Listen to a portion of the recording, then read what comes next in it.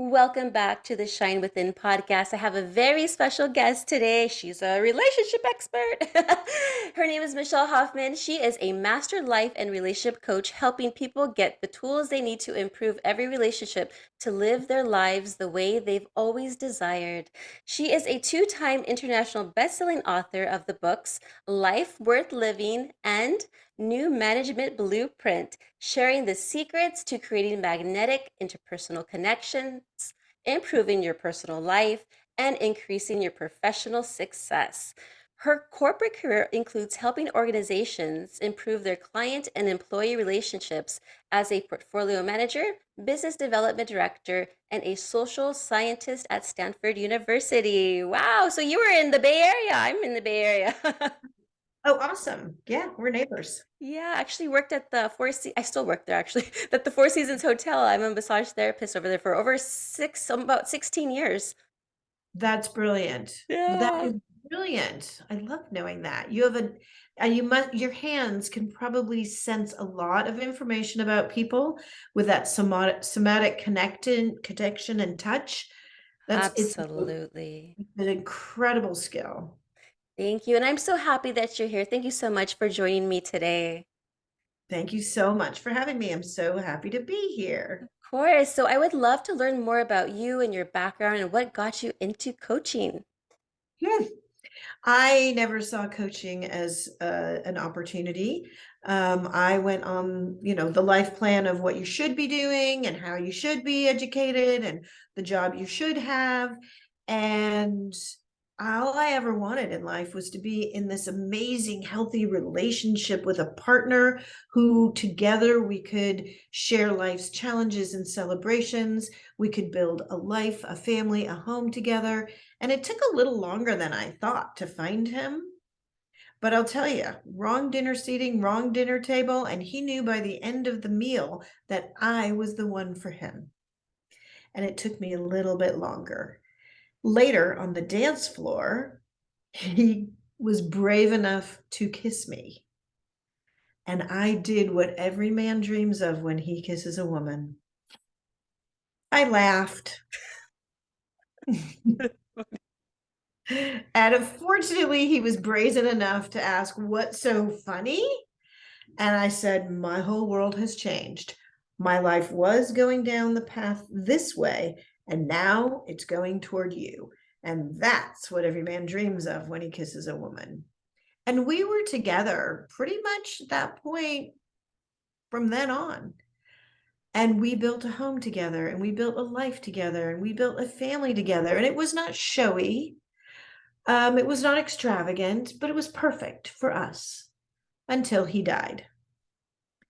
And that left me head of household, sole parent, and you guessed it, single.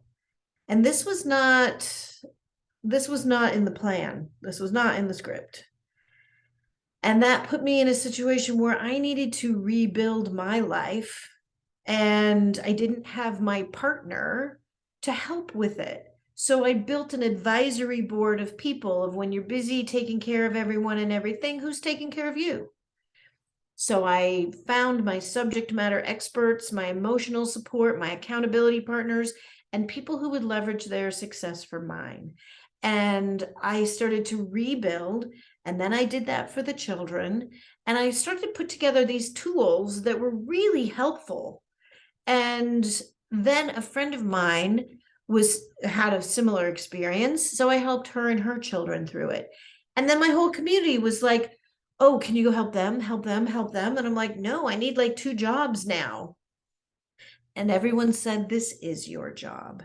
This has always been your job to help people understand how to attract and enjoy the right relationships in your life." And I'm like, "Huh?" So it started because I was sitting at the breakfast table with Guy Kawasaki, who, as a Bay Area resident, you may know, he evangelized Apple Computer with Steve Jobs, and he's the branding guru of the world. And Guy Kawasaki was listening to the story that I just shared with you, and he points his finger at me and he says, "That's your book. Write the book." And when Guy Kawasaki points his finger at you and says, "Write the book," you write the book. So I did. And that was Life Worth Living. And this has translated not only to the practical and compassionate guide for widows and widowers, but for divorcees and for anyone who's gone through a major life change. Perhaps you've decided to change the way you live in the world by not drinking anymore. It Mhm. changes so much more. That one thing changes everything. So the program is now ready to be relationship ready, but it's essentially drawn from where I hold life together after significant loss. And it became an international bestseller. People were coming to me from all over the world to help them rebuild life the way they want to live it. And their confidence was increasing and their competence was increasing, and they were more secure. But they were still feeling alone and lonely. And so I needed to focus on recalibrating relationships, was essentially module 5 in the program. And that's where everything changed, where I became specifically expert at being a relationship coach. So now I've written 2 more books, the Find Love Now series, of how to attract the right one to you and how to develop a personal profile to attract the right one to you. And I'm on the 3rd now. My publisher hasn't published those yet, so you can only get them through me, which I'm happy to share. But that's it. Now, when people are feeling like, oh God, should I even try to find a partner? Maybe I'm better off alone. But then that emptiness is so painful because we're all neurobiologically designed to reach out for connection. And when we don't have it, we wonder what is wrong with us. Are we not enough? Are we not lovable? Why can't I share my life experience and celebrations and challenges together? Because life is better with good love in it. And that's how I became a relationship coach.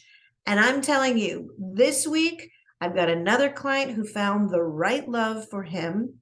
And last week, not one, two, but 3 couples came to me saying, you helped us find each other, and we are about to announce our engagements. We're going ring shopping. What Wow. a great opportunity that I get to be any catalyst in this type of love. I feel very fortunate to be in the role that I'm in. That is so awesome. Now, you do get invited to these weddings, right? Oh, yeah. You may be the maid of honor there too.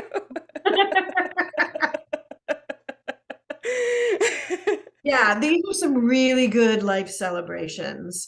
And I mean, really, you have like 5 in your life. You're born, you may have some big academic accomplishments.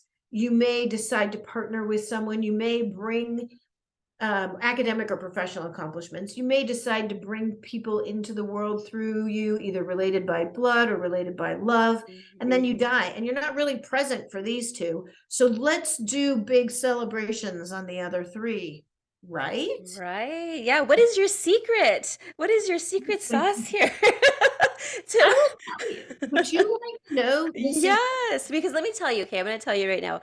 I've had so many friends growing up. They're mostly guys Mhm. sharing with me, "Oh, I can't find the right one. I am trying my best. I'm going all these dates, but these girls are just, flaking on me last minute, Oh, and or they'll get engaged all of a sudden, and they forgot about me, and it's like they would just tell me, and then after so many years, one of them anyway got married." And okay. found his wife. I'm like, because I was always telling them, you'll just find it when it'll just happen when it's supposed to happen. Right now is not your time, is what I tell them. What is your secret? What are some things you tell your clients when they're like, why can't I find the right one? Well, recently at a workshop, somebody asked, do you believe in love at first sight? Now, I did tell you my background story, and I'll tell you, I do believe in love at first sight. And it's a lot easier to find what you're looking for when you have some idea of what you're looking for. And I mean, maybe not exactly, because I mean, we could paint the picture or whatever, but I'm curious to know, and I'm going to take a wild guess that your amazing friends probably are really good partner material. However, they may have been looking for the wrong priority first, because that I Mm. would believe is one of the biggest mistakes that people make when they're looking to attract a partner. And there's 3 levels of doing this in the correct order. Would you like me to share those Of with you? course, I'd love for you to. All right. So, first of all, where are you at in the lifeline, in your lifeline of your what I call the relationship arc? So this is not necessarily chronological order of your, how old you are, but it's where you're at in life. For example, when we were young, we would might be parallel play, or we'd play and we'd hang out with a friend. And as we got a little older, those friends became deeper friendships, and we would look out for one another, right?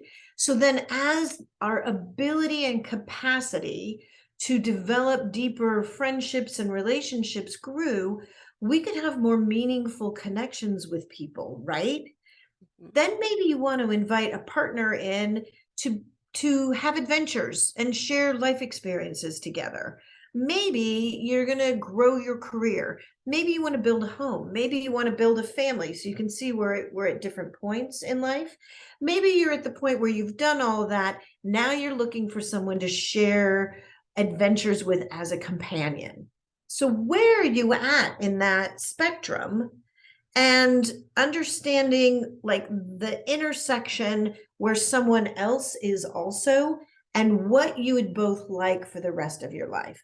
Because if you set things up there, if you're looking for the person who you thought you should have dated before in your 20s, or age, you may not be at the right similar intersection in the lifeline of your relationship arc, because they're going to be looking for different things to enjoy the rest of their life than you may be. So finding a similar intersection of where you're at in life and what would you like for the rest of your life. For example, I'll take myself for example because I told you that story. When I met my now late husband, we were at the same point in life. We knew that we wanted to have a partner. We wanted to build a life, a home, a family together. All of that was right in line with our career growth and all of those other trajectories, that we were going in the same direction at about the same point. So once you've got someone who's there, this is building a very strong foundation, the groundwork for a relationship. It makes the rest of the decisions that you make become aligned. The next most important element is understanding, what are your core values? Now, this is something key that I work with everyone on, and we just assume we know it. And we just assume and just anticipate that everyone else would have the same values as you have. That is not accurate. So when you know even your top 5 core values, then those are what you would use to push any decision against those core values. For example, if adventure is one of your core values, but you are finding that you're always at home, you need to find adventure at home, or you're not going to be feeling fulfilled. If you find someone who doesn't like that adrenaline rush of adventure, you're going to be missing out on it. So, the other piece of that, in addition to knowing that any decision you make should be in alignment with your core values, otherwise, I would question, why are you making that choice? It's fine if it's fun, but if you're making that choice and it's outside of your core value system, that doesn't make much sense to me. So the other secret ninja skill tool for this is to figure out what might be the top core values you would like to invite into your life. Mm. Perhaps you think life should be like a sitcom. So a good sense of humor is definitely high on the list to invite into your life if you want to laugh the rest of your life. Because you know what? You could be locked in an elevator with someone whose company you enjoy. It doesn't matter what you're doing, as long as you have that core value system. It doesn't have to be exactly the same, but complementary. So when you've got that in place, and another amazing tool that I work on with clients is when you're looking for honesty, integrity, accountability, responsibility, a sense of adventure, financial security, whatever your core value is, then create some open-ended questions that may help you understand the core values of the person in front of you. Now, level 3, you ready? This Yes. is biggie because everyone seems to think this should go first. Finance, family, faith, fitness, physical, the energy, the frequency, the culture, the intelligence. When you line those things up, that's all good fun. But when opposites attract, none of that stuff is really relevant. Right, right. And so often we think, oh, you shared a biology class in the 7th grade. So of course you've known each other forever. That's enough. The rest we hope will fall into place. Or, you shared something together, an experience, you went through a difficult time together. That should be enough. But it's not. It's, are you at a similar point in where you're at in life and you want to share the rest of your journey on that similar path with this person? Are your core values aligned? And then it's the rest of the stuff. So that's Yes.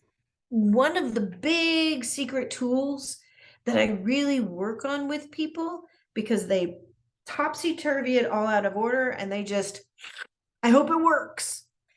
You are absolutely correct because my current husband, he was previously married as well, and he had those finances, family, whatever you were saying earlier is that's what he focused on. Right. And then 5 months later, divorce. There you go.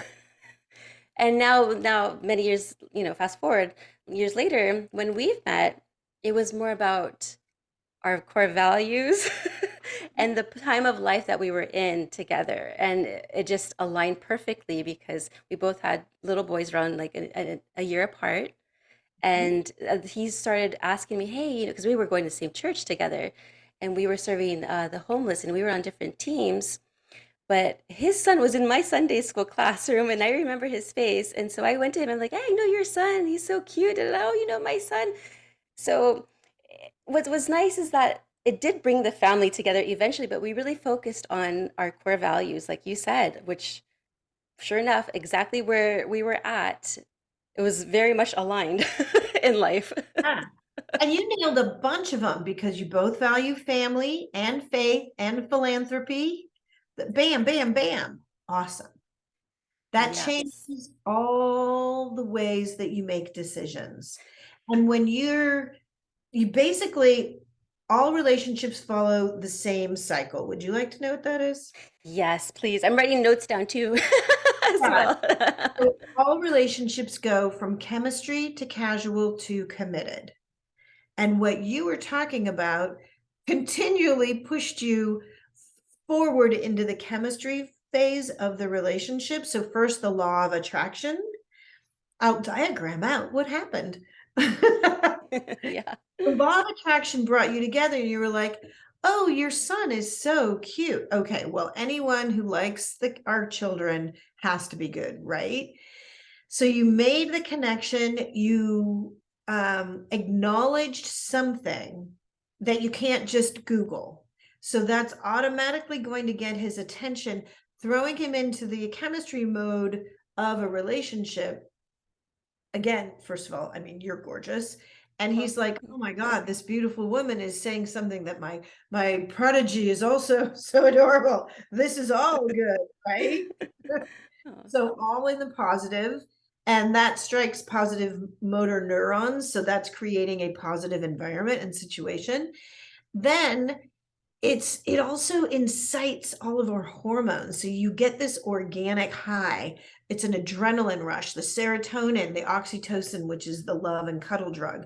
And like I said, we're neurobiologically designed to reach out and connect with other people. So here it is. You set the stage beautifully for that. And then it's a matter of like, oh my God, this feeling is like I ate too much chocolate euphoria. It's like, I wonder if that person, what they are thinking about me. And if, later the phone would ring, you'd be like, is that my person thinking about me again? I can't wait to connect. So once you're there and you find that this is amazing, that pushes you through to the casual phase of a relationship. So for example, let's say you've connected with him and then you started the conversation and you're like, oh, this person sees me for who I truly am and my core value system. And you start to have a conversation of what do you value? I value that too. So you look for what's right. Then in the casual phase of a relationship, then you start to look for things that you can anticipate, because we as mammals like to be able to know what to expect of what is coming up. So let's say like the next time you saw him, you'd be like, oh, there's that man with the cute, adorable child. And you were like, I still feel the same way. And I still get that little adrenaline sparkle going on. And then maybe you strike up a conversation again. That is, I mean, it's that simple, because the cycle, chemistry, casual to committed, is a spiral. And what happens is you see him again, the law of attraction pulls you together again. That's the chemistry phase. Now you've done this more than once. That's the casual phase. And it's like listening to your favorite song over and over again. It's like going to your favorite restaurant where you love the ambiance and you have a favorite menu item that you know that you're going to enjoy that experience again. So this is like, there he is again. And you get to engage again with one another. Now, there's another thing that happens in the casual phase of a relationship, and this is when the potential red flag deal breakers happen.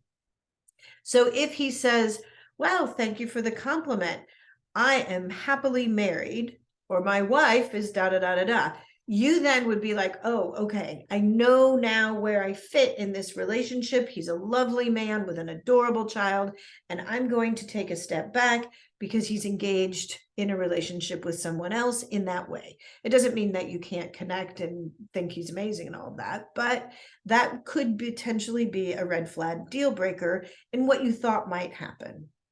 Maybe it's a yellow flag, and that suggests, oh, is your wife or girlfriend ever going to pick up your son?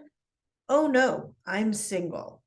Well, that then would catapult you into a green light forward into the commitment phase of a relationship where you both understand that there is something going on between the two of you.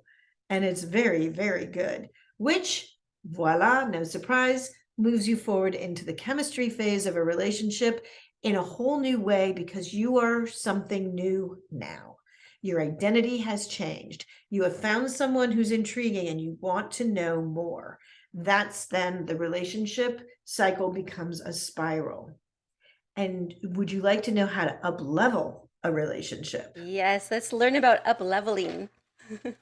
You do that through communication, trust, and respect. So this is a triad. If the communication falls, but you trust you'll see him again and you respect that, then that's enough. So when the communication regains then and repeats itself over and over again, that's how that trust is built up. And over time, that builds the respect. And that's how a relationship is up leveled. I love that. I have like the whole formula here of relationship. There you go. Yeah, this is the Super formula. simple when you see it that way. I know. And then all the course in the relationship, there's always hiccups. There's always some fights here. But Right. But it's then it's knowing how to navigate the obstacles in relationships. So oftentimes clients will come to me and they'll say, I don't trust myself in intimate relationships. I'm not picking the right people. I find myself in these similar negative relationship patterns, and I'm just done with it because I don't know how to navigate the obstacles. Can you help me? Well, yes, I can. And in fact, there's really 3 easy steps to navigating obstacles in relationships. And I customize them. I will give a script, I'll lay it all out when somebody is working with me. But generically, you want to know the 3 easy steps? Yeah, what are the 3 easy steps? So, the 3 easy steps to navigating obstacles in relationships. Step 1 is to figure out what you would like the outcome to be. And when you have a clear idea of what you'd like the end goal to be, that gives you a target of where to go. If you don't show that intention at the very beginning, you can even, when you need to open a difficult or hard topic to have a discussion about with somebody who's valuable enough to you that it's worth navigating and working through this, because the relationship is so much more valuable than this particular challenge that you're facing. When you show the intent of, at the end of this conversation, I'm hoping that we will never have to worry about this again. So you give yourself a target. Again, if you just kind of know where you're going, it's a lot easier than getting caught up in an argument where suddenly it's something that bothered you from 10 years ago comes up, and 17 days ago, and and then what else? Is there anything else? And they just come, those things come from all over, and it becomes overwhelming. Everyone's filled with anxiety. It's just that's where people are frustrated and they say, enough, I'm out. Mm. And if that's not what you want to have happen, then having the end goal in mind actually helps you figure out how to get there, just like when you're drawing a map to the treasure. So that's step 1. Step 2 is setting the stage to have this conversation or approach this difficult topic in an appropriate environment. So at a party, probably a bad idea to approach a difficult topic or a hard one. Maybe in the car, and like how you're doing it. Is this a confrontation face to face? Is it parallel play, I call it, where you're adjacent to each other? That would be in the car or on a couch, rather than at a dinner table or tete-a-tete. Or is this an intimate topic where actually with someone who you're intimate with, you can come up from behind them and get so snugly close that you can whisper in their ear and they can smell you and hear you. And it's like, whatever this is going to be, it's probably going to end up pretty good. Yeah.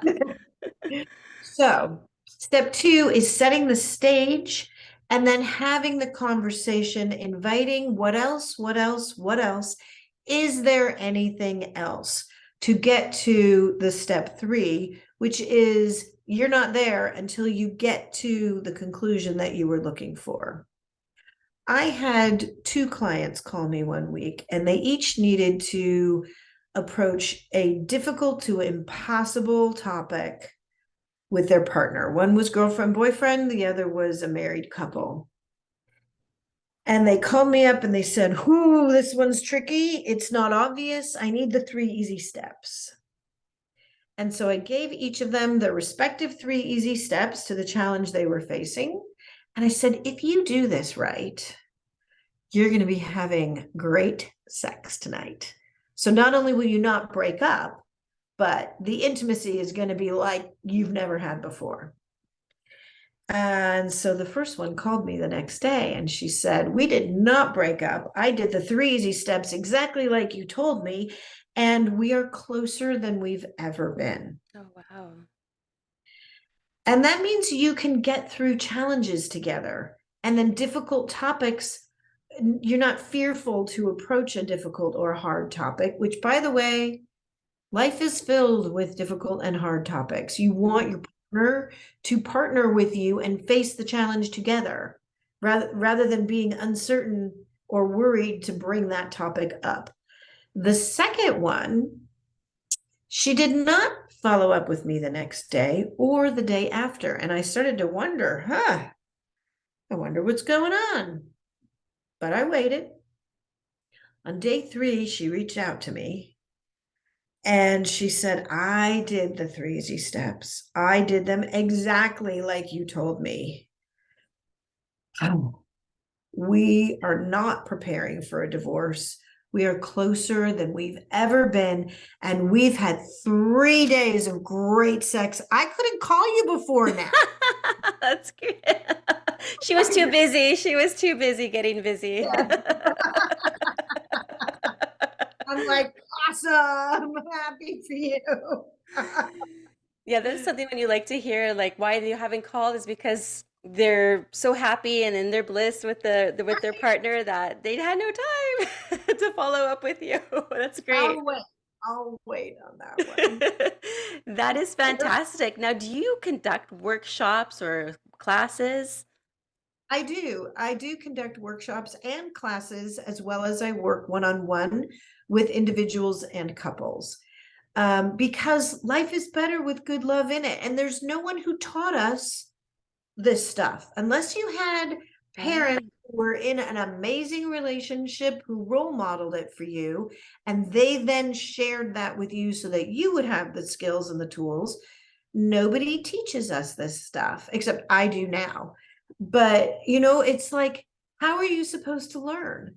There's no class, we're just supposed to expect to know how to do this. Yeah, I was just talking to somebody recently and they're like, you know what did we learn in high school? Like it has no value to our adulthood whatsoever. Just like all these unless you're going for engineering or whatever, calculus and Right. all these different things that just didn't relate to the individual. It's like they should have taught us about relationships. They should have taught us about communication. They should have taught us about budgeting. They should have taught us about finances. They should have taught us about family values and everything. It was like Thank the complete you. opposite. Right. I am teaching the art of relationshiping in schools and in businesses Oh, now. that's you're such a blessing then. It's so much fun for me. I know when you find your passion, you find your why, it just doesn't feel like work anymore. It just feels like it just feels like excitement every day, I'm sure.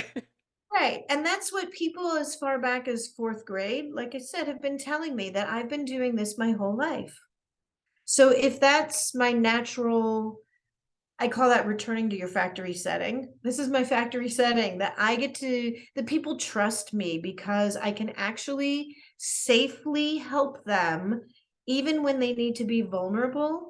I can help them share their open heart and find out what are the blocks and what's been holding you back and what's going to help propel you forward. How will you feel safe enough to find the relationship of your dreams in every aspect of your life? And that is the relationship with your inner voice, the relationship with your body, your relationship with money, your relationship with your family, parent-child relationship where you're the parent, parent-child relationship where you're the child, your relationship with your community, your faith, your company, the organization you represent, or yourself, and clients. I mean, so it's all about relationships, all of them. Yes. Now I always get asked this question, and Mm. I'm going to ask you this question. I can't wait. Where is the best place to find somebody? The best place to find somebody. Well, I'll tell you, I think it depends on who you are and the circles you run in. Because if I said, I actually do not think the best place to find someone is in the produce section of a grocery store. Do you remember when people said best place? I'm like, what? How is that the best place to find the partner of your dreams? Um, so I guess I would go in order of from the inner circle out.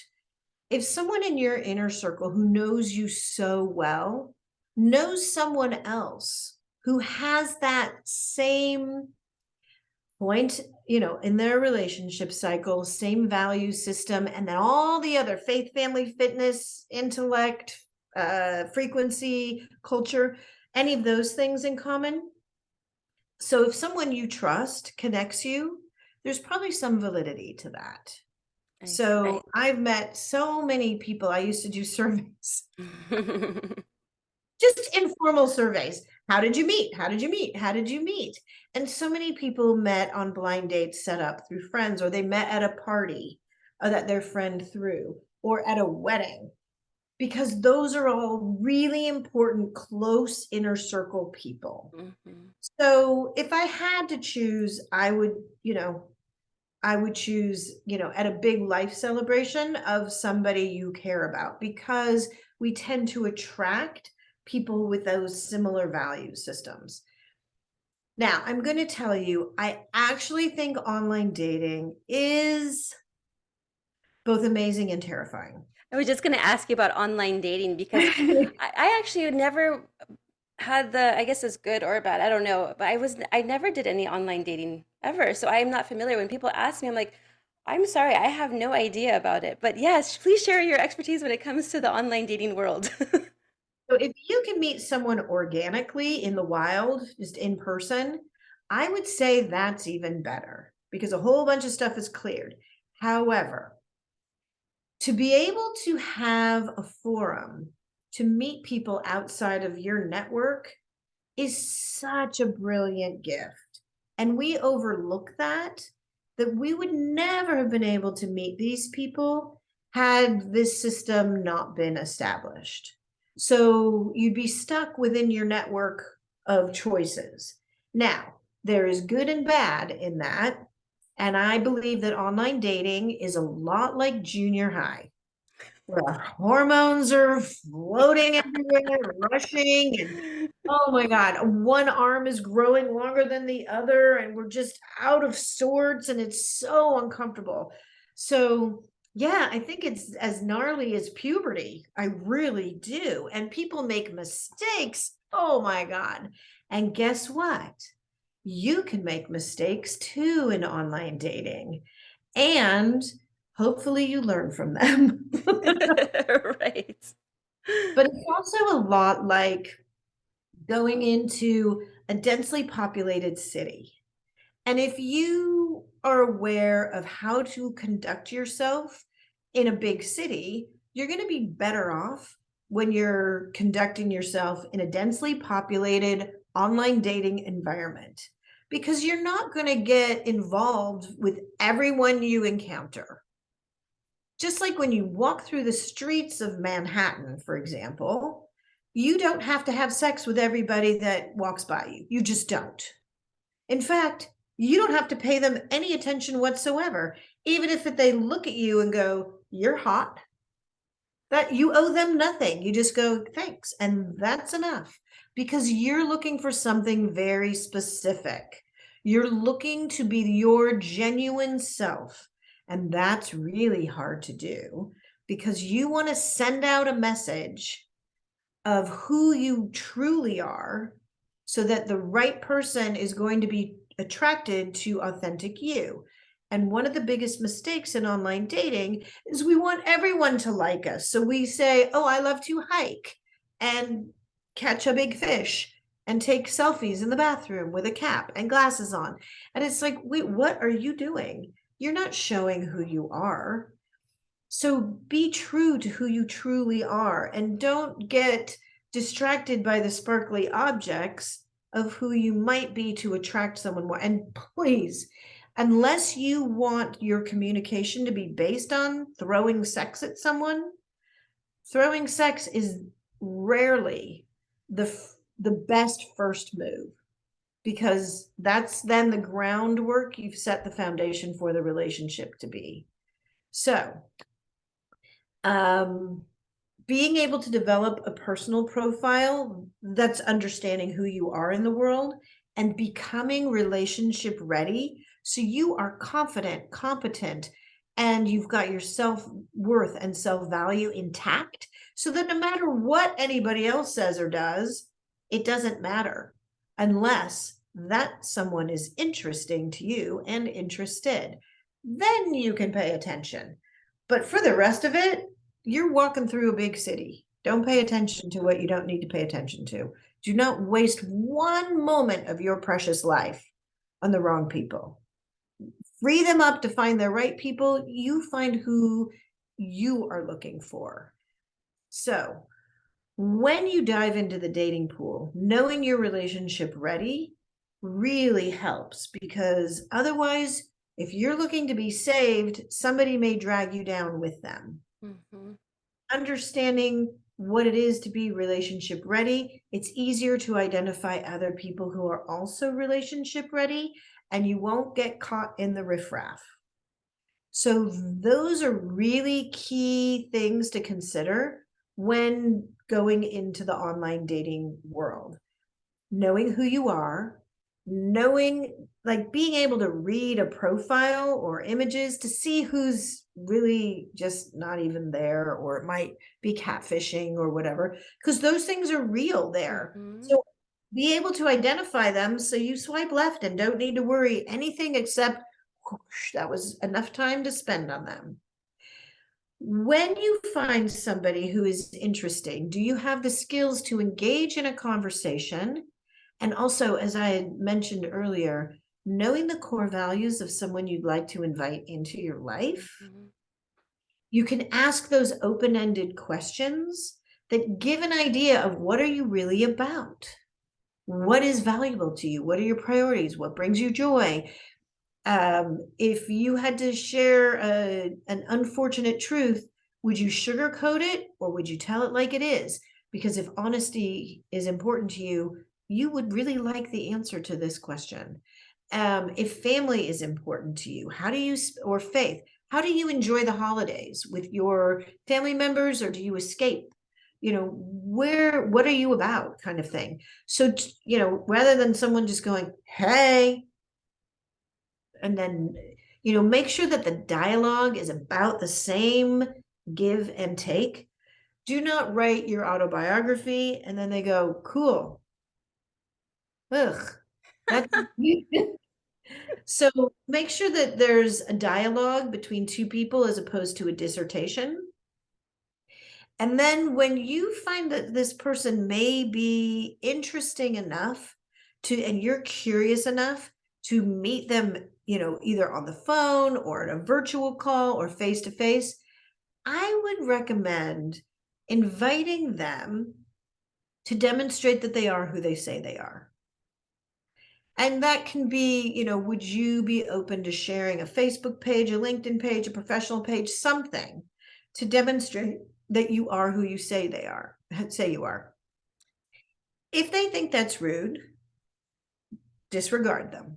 Mm-hmm. Because why would you want to be with someone who thinks that's rude? Now, they can jimmy all that stuff up too. So you really need to make sure that if you choose to meet in public. If you are going out to meet someone you don't know, never get in the car with them. Never at any point should you be sharing your bank routing information with anyone. And make sure that you have what I call a dating point person. So this is someone who's not going to judge you, but they know who you're with and where you're at all times, and they would drop what they're doing to come bail you out because of whatever the situation is.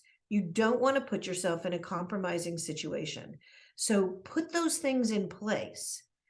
Now, knowing that you are representing yourself authentically, you're about to go into this date, let's say, and what happens is the Thatcher effect, and you get super excited about the possibilities of this partner. You're like, and your brilliant brain is going to do something that may be great, but it could also trip you up.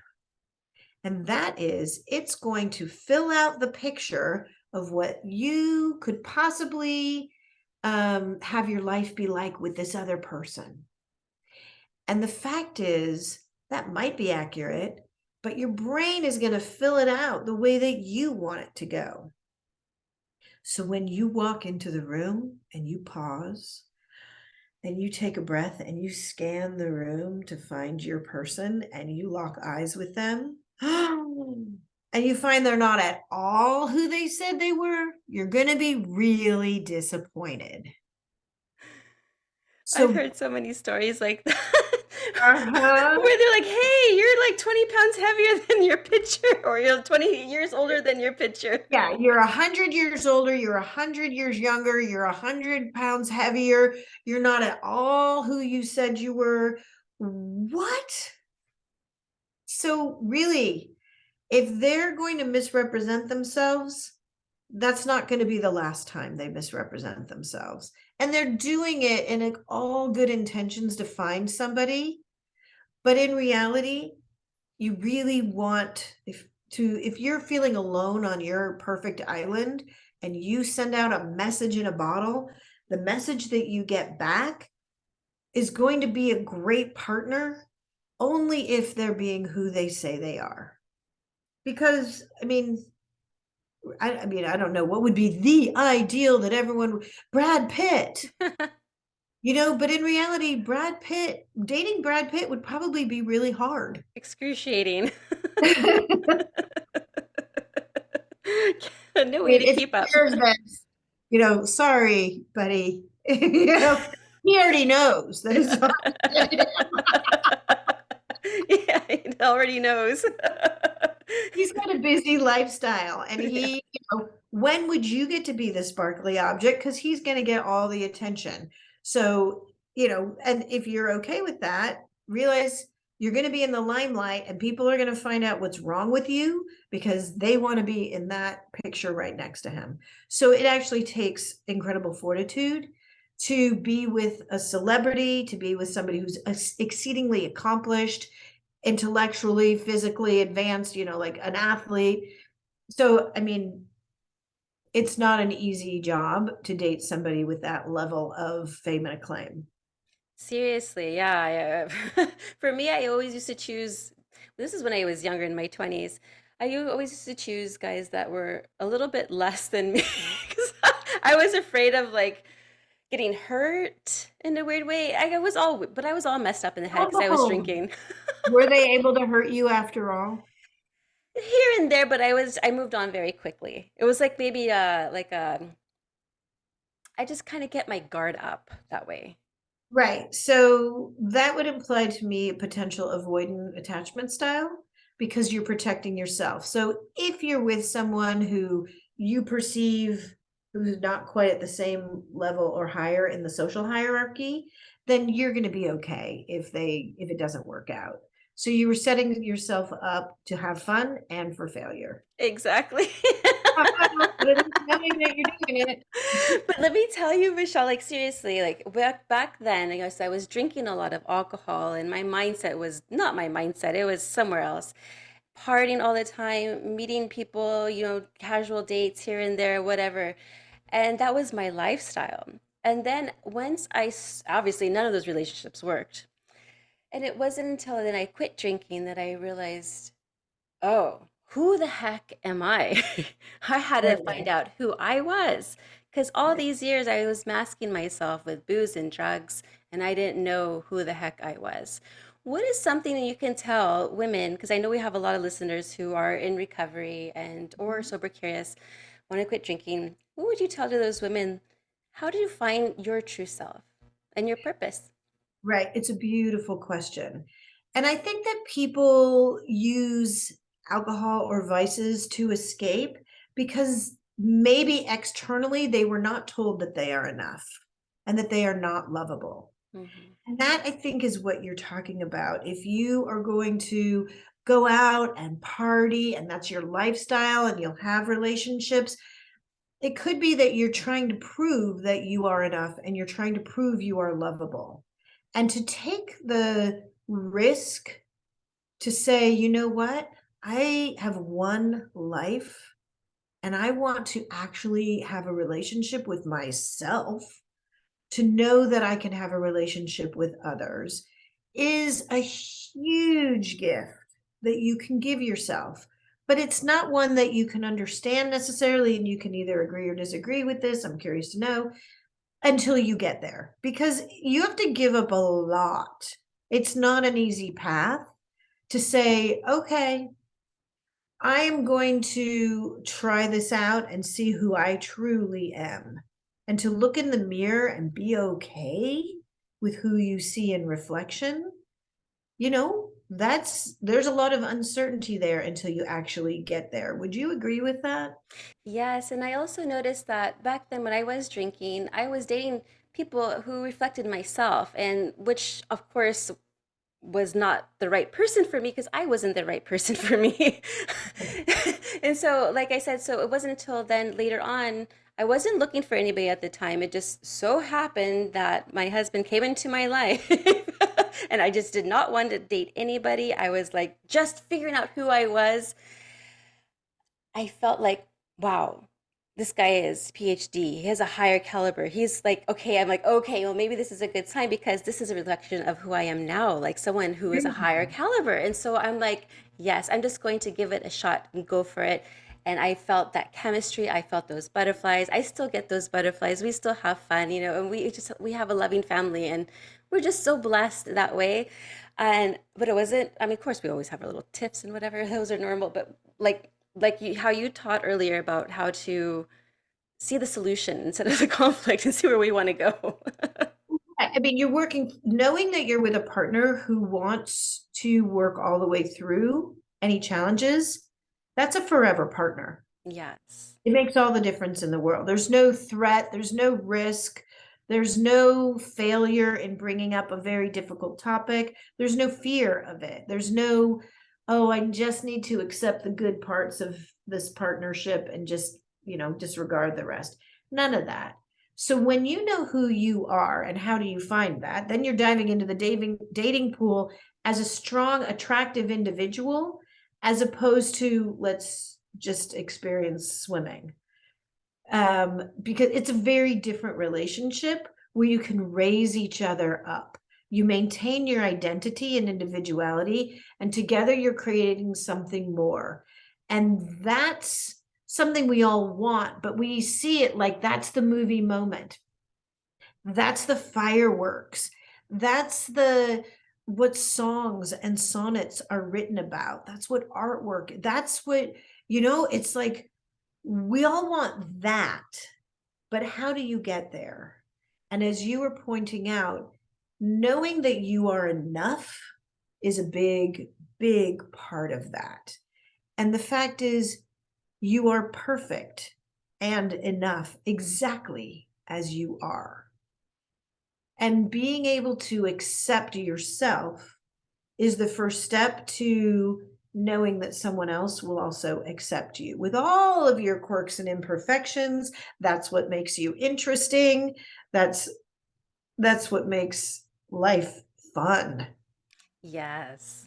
Finding your purpose is trying new things, giving it a go, experiencing life. And the more you find things that really turn you on, and I mean, we all know that phrase, but when you feel it, like when you don't think about anything else, but you're just so in flow in the zone of doing what that thing is. And those are the things that you should do to start to say, I am a coach, I am an athlete, I'm a math cruncher, numbers cruncher, I am, whatever. What do you love to do where you're in the flow that's even better than anything a vice can give to you? Because I mean, that life can give you that luxury and that lushness. I'm going to tell you in a different way. Go into the Wayback Machine.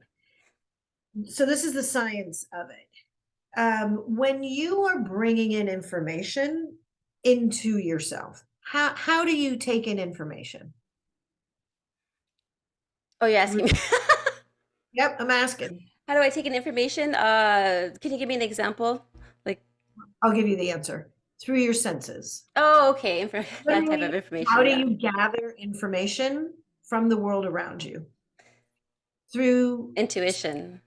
through your intuition, through sight, through smell, through taste, through touch, through sound. This is how you're collecting information from the world around you.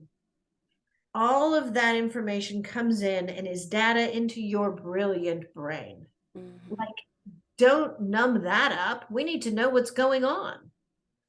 Then you get that, and based on previous experience, you're going to start to have an emotion. Mhm. And that emotion is going to give you, like, it'll be the GPS, the guide of what is happening. For example, if you go, oh, wow, hot, you go, the feeling is, ouch, that hurt if you touch a hot stove.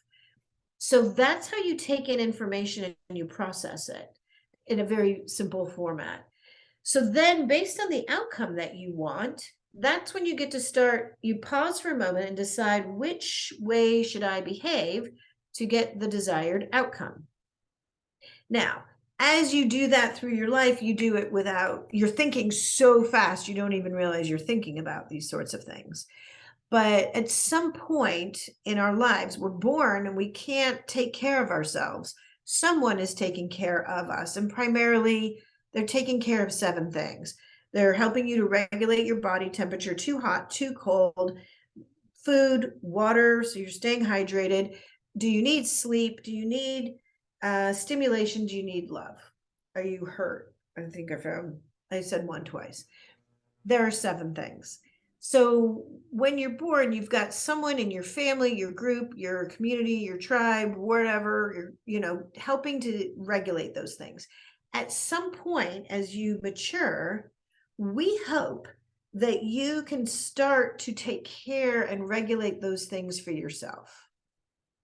When you're using a vice, you're reducing your ability to be aware of what's going on in the world around you.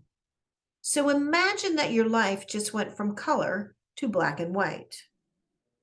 Imagine that it then got foggy. Mhm. And then I would ask, would you like to clear the fog? Would you be interested in color? And your life is enriched in ways that you could not possibly imagine by Mhm. taking the risk to really clearly see the magic of who you are and what you're capable of accomplishing. And that, I think, is an example of how you can make that shift. And you were using a term of sober curious, something like that. Yeah, sober curious in recovery. So, so that's something like, why would I risk that? Well, this is why. This is the benefit. Because imagine something feeling prickly where you can suddenly have sensations you've never known before. Mhm. When the same note over and over and over again can become your favorite song, and that it's inspiring in that kind of audible way. Or to taste something, your taste will be enhanced. And then once you've got all of that individually, to be able to connect with someone else and share life's challenges and celebrations and know they'll look out for you in a way that you wish someone would, and they'll make decisions on your behalf, and they'll consider you when making decisions even in their own life, that someone's got your back, and that pillow talk, everything is up leveled. So, I mean, that was like just the base level to, there's so much potential to enjoy in life. So that's the why. And you don't even have to have a PhD for that. Yes, you're absolutely right. Yes, you just use your senses and try, you just discover you, and it's just a beautiful thing. I like when I remember when I was in my recovery process, I love nature. I love the breeze. I love how hearing the trees sway. I love just the birds. I loved everything about it. And as more and more I was getting connected to nature and in my own self, you just have a sense of euphoria. It's like a different kind. It's a way better euphoria than alcohol served, you know? Right. But you don't know that until you risk. Yes. So that's, I mean, I think that's the leap right there of, are you willing to risk the loss of the numbness and just the release, and the release of, I mean, I think also when you're drinking or using any vice, it frees you from the responsibility or the chains of behaving in a certain way, like gives you an excuse to be who you'd love to be. 100%, 100%. Yeah, so go ahead and be that person. You don't need the catalyst. Just go for it. Just go for it. That's what I always say. Just go for it. Just go for it. Oh, Mhm. you gave such value and so many nuggets. Thank you so much. Is there anything, well, first off, where can the listeners follow you at and find your books? So you can find me easily at theartofrelationshipping.com. I've turned it into a verb. So theartofrelationshipping.com. And in fact, as a gift to any of your listeners, if you would like to, spend some time with me to figure out what your relationship challenges may have been and how to get from Pain Island to your relationship dream come true, then you can just click speak with Michelle and put time on my calendar. And as a gift for being a listener for you, I'm happy to share some of my time. And that would be my gift. So just go to theartofrelationshipping.com. And there's all kinds of resources that are free there, as well as my books. Oh, that's so awesome. Thank you so much. I'm sure they'll appreciate that. Is there anything else that you would like to share? Well, I think that's the most important stuff. I mean, and we've covered a lot of ground here tonight. Yes. And that life is better with good love in it. And it is worth the risk to understand who you truly are and to find out the magic you can create to make a difference in the world within yourself and with others. Beautiful. Thank you so much, Michelle. Thank you so much for having me, Gina. Of course.